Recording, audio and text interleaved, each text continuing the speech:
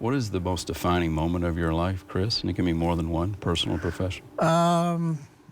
You know, probably one of the defining moments. So, you know, it's just that's a good question. It's probably when I was earlier in my life when I was actually working for the lieutenant governor in Kentucky at the time, and he was running for governor, Steve Beshear, who ultimately was governor many years later.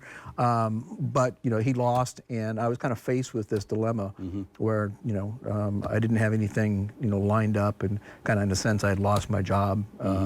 And I think that was the defining moment because while it was frightening, I was suddenly, you know, kind of faced with this, you know, nothing to do in a couple of months.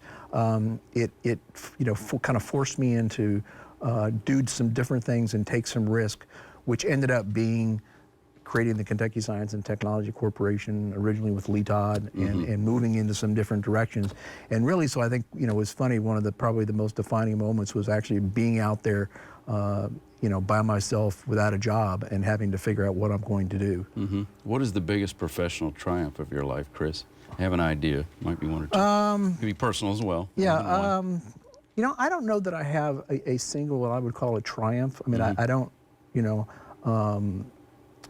Shakespeare said, "Don't tell it's always." This is something that I've always kind of lived by. He says, you know, all things are with more spirit chased than enjoyed. And I think one of the things that I've taught myself, and that I really do have learned to enjoy, is the journey, and not necessarily, you know, getting to a place. So I don't really look at things. I tend to look at things like, oh, I had this accomplishment, or I did this. It's just kind of all part of the, you know, part of the journey, and the journey never ends.